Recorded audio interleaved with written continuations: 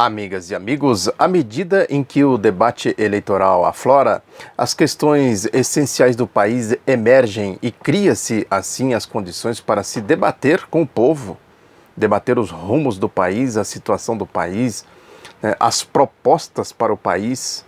Esta é uma questão essencial. Olha aí a importância que tem a participação no debate eleitoral, a participação num processo como esse, com todas as restrições, evidentemente que não é o caso de participar com ilusões democratistas, achar que as coisas acontecerão dentro das normalidades, né, que o povo vai ter total autonomia para participar das eleições, numa condição muito menos manipulada do que essa. A gente viu o que aconteceu, né? O caso das eleições de 1989, por exemplo, ali o jogo pesado da direita, né, da Rede Globo de televisão, pois a gente viu isso nas eleições seguintes, nas eleições de 94, o jogo sujo do Caixa 2, da corrupção, né?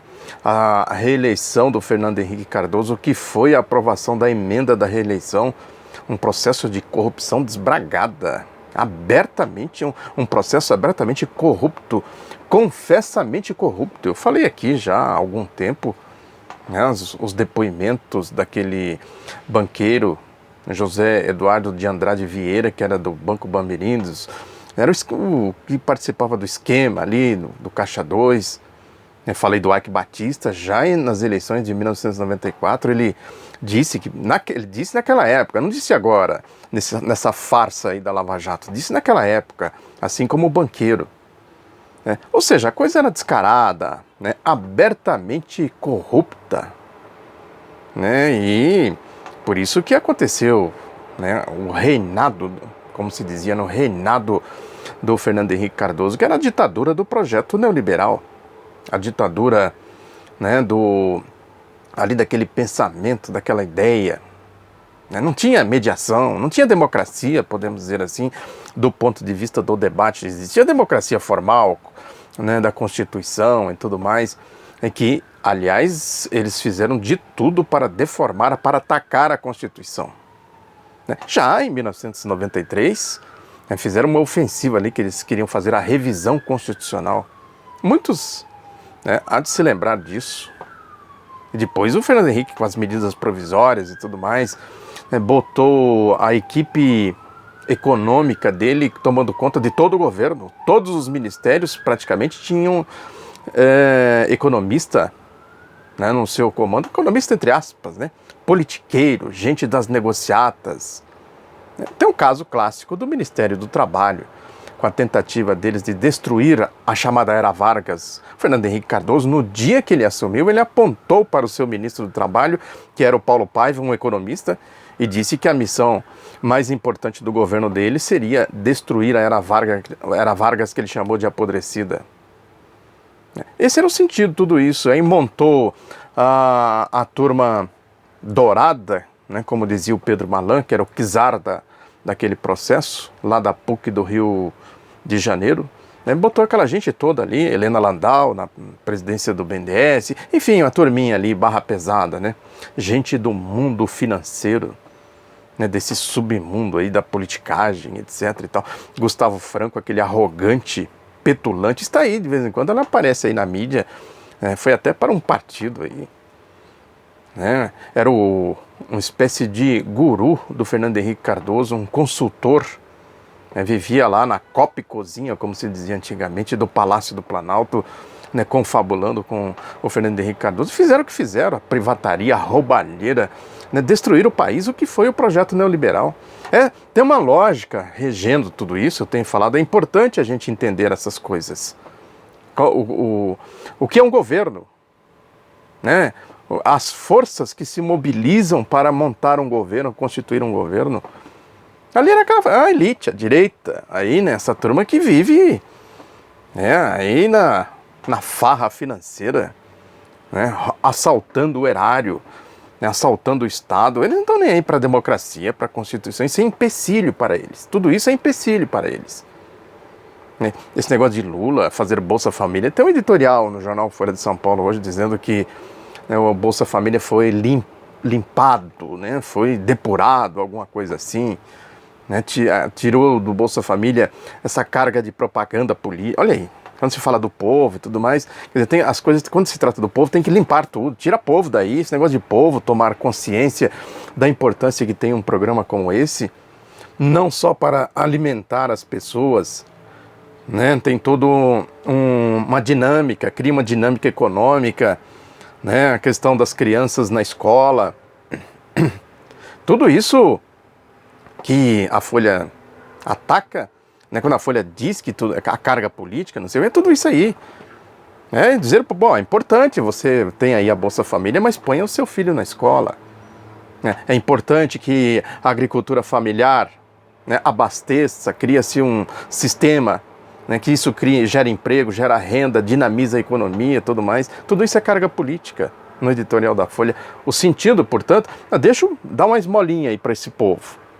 Né, mas nada de falar política, nada de politizar esse povo. A história da escola sem partido, né, a ideologia, a pregação, a doutrinação ideológica dessa história sem partido, né, isso é um instrumento ideológico da direita, manipulação da direita e tudo mais. Né? É importante a gente refletir a partir desta questão do ponto de... Eu sempre digo isso aqui do ponto de vista ideológico.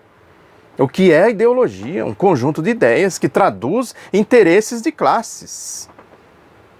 É isso. O ataque ao lulopetismo é exatamente isso. Aí no debate eleitoral é importante abordar as coisas por aí. E teve aí esse debate lá em Gramado, no Rio Grande do Sul, né, envolvendo alguns pré-candidatos à presidência da República, né? E algumas definições precisas, perfeitas. Essa história, né? Tem aí um comportamento que não é correto, eu não julgo correto, né? De dizer que a esquerda está dividida, que não se une, que não sei mais o que, um papo furado, um conversê de boteco, né? Que não serve absolutamente para nada, a não ser para jogar água no moinho da direita. Essa questão a proposta, por exemplo, de deserção das eleições. Tem até aí esse PCO, Rui Pimenta aí pregando voto nulo. Isso é uma estultícia, né? Esse debate revelou exatamente isso. A definição da Manuela Dávila, por exemplo, do PCdoB. Nós somos... vou até pegar o termo correto aqui para dizer exatamente o que ela disse. Nós somos concorrentes, mas... os adversários estão do outro lado. É precisa essa definição aqui. É até importante que se tenha candidatos ativos, porque um levanta uma questão, outro levanta outra, e não se tem essa ilusão boba, ingênua, né, de que basta unir todo mundo que ganha as eleições em 2018. Né? Uma união artificial. É subestimar o jogo. Né? É importante que se tenha estas pré-candidaturas. Né? Ciro Gomes, Guilherme Boulos. Tem divergências, claro que tem. Senão não seriam candidatos de partidos diferentes. Agora, é isso que a Manuela Dávila falou aqui. É preciso ter consequência nas coisas. É preciso denunciar o golpe, a situação do país, propor saídas. Né? Se depois isso vai resultar aí numa união mais efetiva, com possibilidade de vencer as eleições, é consequência do que se faz hoje, é o velho ditado, né? O caminho vai sendo definido conforme a gente vai caminhando. Os passos que nós damos hoje definem o que vai acontecer amanhã. Né? É importante observar que tinha gente de direita lá também. Tinha gente de direita, o Henrique Meirelles, é claro, gente aí do mundo financeiro, né? Tinha o Álvaro Dias, gente da corrupção, gente da Lava Jato. Álvaro Dias é gente da Lava Jato, vive lá com a turma lá no Paraná da Lava Jato. Fez até um projeto de lei junto com a Rosângela Moro, a Rô, né? Faz tempo que eu não falo dela aqui, né? A Rô do Moro, né? Essa história da APAE.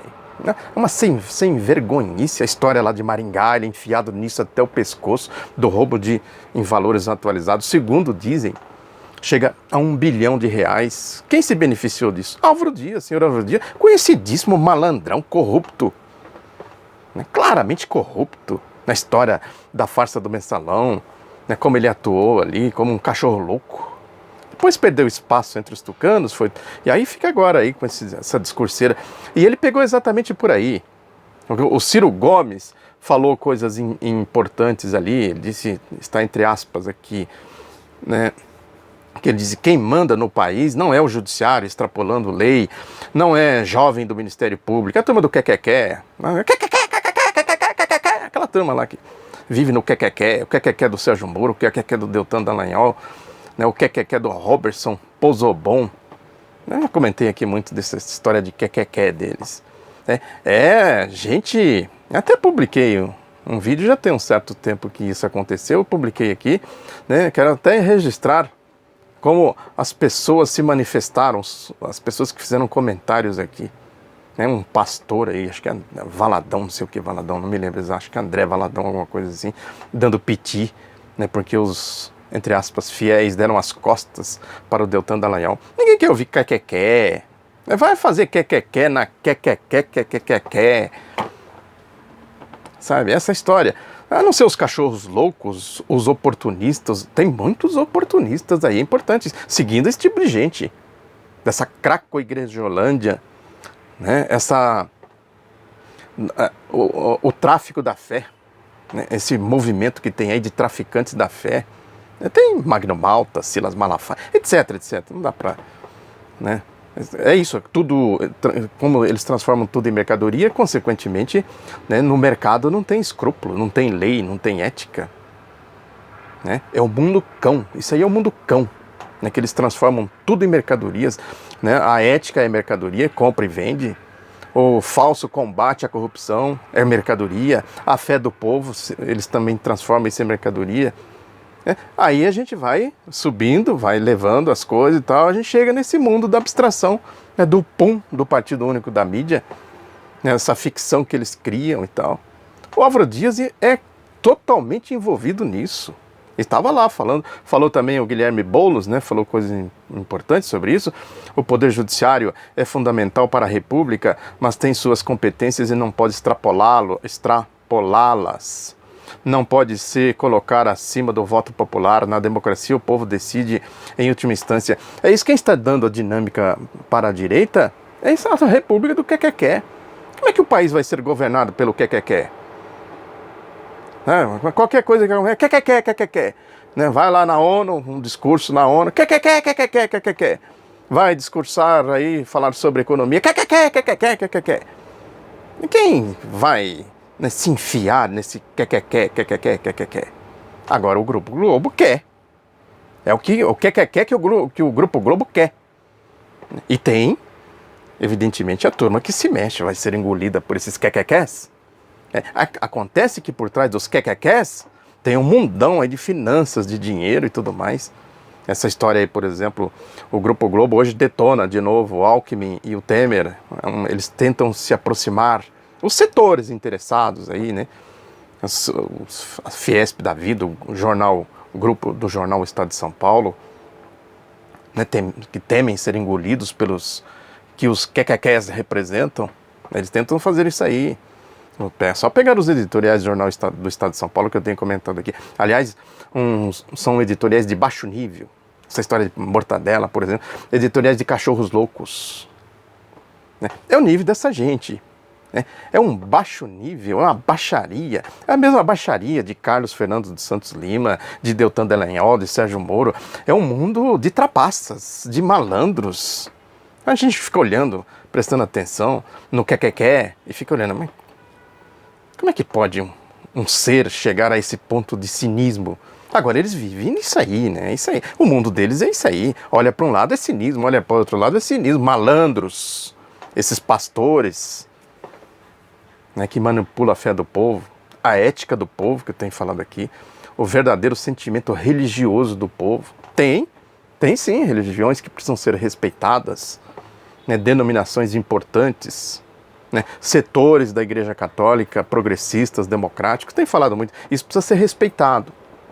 Agora, esses malandros, isso não merecem respeito nenhum, isso é malandro, ladrão. Não tem ladrão aí, muito ladrão aí nisso aí. Né? E aí eles vão criando, um interage com o outro, vai formando tudo isso. né? E aí a questão essencial, a Manuela Dávila, né, voltando ao debate, né, falou, eles vão querer investir agora só no século XXII, investir nas questões sociais e tudo mais. Olha aí a questão fundamental, a necessidade de se debater as saídas para o país, né? Isso é fundamental, é importante que esse debate seja intensificado e amplificado, né? E daí a importância dessas candidaturas, essa definição da Manuela, somos concorrentes, os adversários estão do outro lado, né? Vai o Ciro Gomes, fala uma determinada coisa aqui contra o golpe, como ele falou. Muita gente tem restrição ao Ciro Gomes, mas ele, no essencial, ele tem enfrentado o golpe, tem feito pronunciamentos importantes nesse sentido.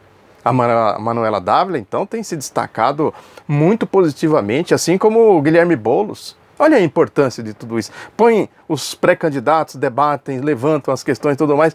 O que vai resultar disso tudo depois no processo eleitoral aí é uma outra coisa. Agora, criou-se um ambiente, uma situação de enfrentamento com o golpe. Concretamente é isso aí.